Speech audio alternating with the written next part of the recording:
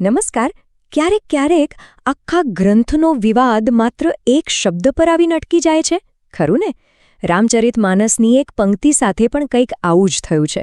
પણ શું એ શબ્દનો અર્થ હંમેશા એ જ હતો જે આજે આપણે સમજીએ છીએ? ચાલો પુરાવાઓની મદદથી સમયમાં પાછા જઈએ અને આ સદીઓ જૂના કોયડાને ઉકેલવાની કોશિશ કરીએ.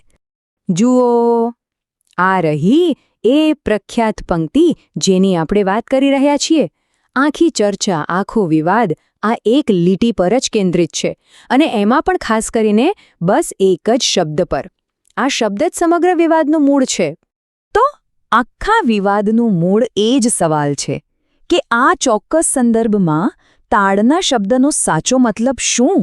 શું એનો અર્થ શિખામણ આપવી છે, કાળજી રાખવી, કે પછી કંઈક તદ્દન અલગ જ? આ એક શબ્દના અર્થ પર જ બધો આધાર રહેલો છે. સારું, તો આ સવાલનો જવાબ શોધવા માટે આપણે એક પછી એક કડી જોડીશું.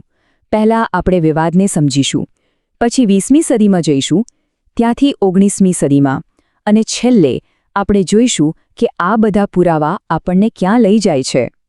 તો ચાલો આપણી આ ઐતિહાસિક સફર શરૂ કરીએ. આપણે એ જોવાની કોશિશ કરીશું કે ભૂતકાળમાં વિદ્વાનો, અનુવાદકો અને સરકારી દસ્તાવેજોમાં પણ આ શ્લોકને કેવી રીતે સમજવામાં આવ્યો હતો. આપણી આખી વાતચીત આ 4 મુખ્ય ઐતિહાસિક પુરાવાઓની આસપાસ ફરશે. આપણે 1987થી શરૂ કરીને છેક 1883 સુધી, એટલે કે 100 વર્ષથી પણ જૂના સમયમાં પાછા જઈશું.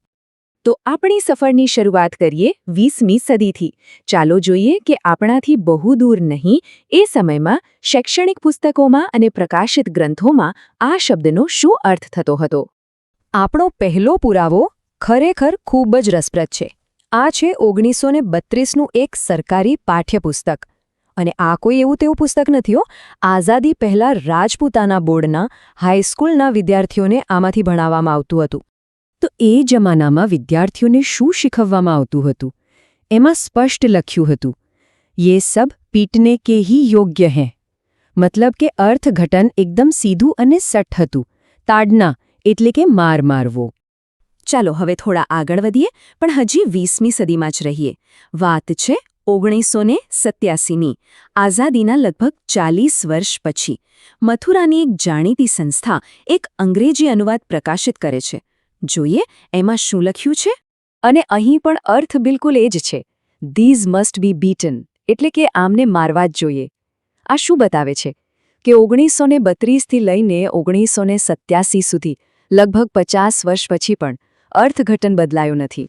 સારું, તો હવે આપણી આ તપાસ આપણને હજી ઊંડા ભૂતકાળમાં લઈ જઈ રહી છે. ચાલો 19મી સદીમાં જઈએ, જ્યારે અંગ્રેજોનું શાસન હતું. ત્યારે આ શ્લોકનો શું અર્થ થતો હતો? આપણો ત્રીજો પુરાવો સીધો 1883નો છે. અને આ કોઈ ખાનગી પ્રકાશન નથી. આ અનુવાદ તો ખુદ સરકારી પ્રેસ દ્વારા છાપવામાં આવેલું છે, જેની ગંભીરતા અને અધિકૃતતા બતાવે છે. અને જુઓ, આ 19મી સદીના સરકારી દસ્તાવેજમાં પણ અર્થ નથી બદલાતો. All these are fit for beating, એટલે કે આ બધા માર ખાવાને લાયક છે. 20મી સદીના પુરાવાઓ સાથે આ વાત એકદમ બંધબેસતી આવે છે. અને વાત અહીં પૂરી નથી થતી. આપણને 19મી સદીનો જ વધુ એક પુરાવો મળે છે. સ્ત્રોત સામગ્રી પ્રમાણે આ અંગ્રેજી અનુવાદ ભાજપની લાઇબ્રેરીમાંથી લેવામાં આવ્યો છે. આ પુરાવો એકદમ સ્પષ્ટ પેટર્ન બતાવે છે.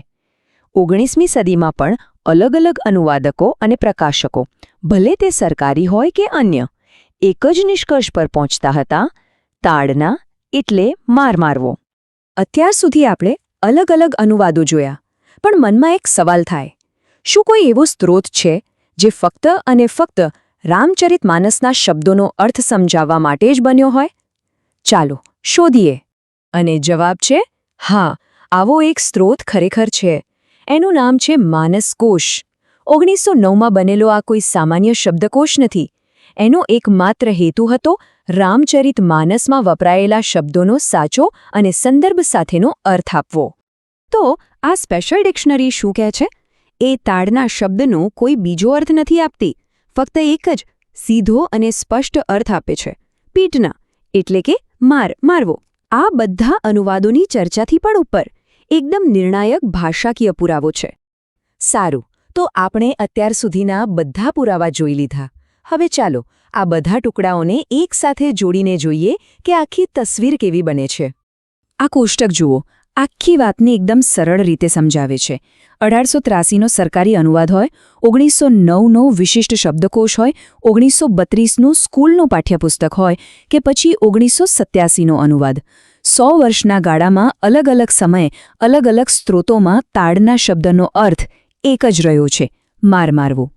એટલે આપણી જે ઐતિહાસિક પુરાવાઓની સફર કરી તે એક જ દિશામાં ઇશારો કરે છે કે ઓછામાં ઓછું એક સદી સુધી વિદ્વાનો, અનુવાદકો અને પ્રકાશકો તાડના શબ્દને એક જ રીતે સમજતા હતા, અને એ અર્થ હતો માર મારવો. પણ અંતે આ આખી ઐતિહાસિક તપાસ આપણને એક મોટા સવાલ પાસે લાવીને મૂકી દે છે. જ્યારે કોઈ શબ્દનો ઐતિહાસિક અર્થ આટલો સ્પષ્ટ અને સુસંગત હોય તો પછી આજના સમયમાં એના અર્થ અને સામાજિક પ્રભાવને કેવી રીતે સમજવો જોઈએ? આ એક એવો પ્રશ્ન છે જેનો જવાબ આપણે સૌએ વિચારવાનો છે.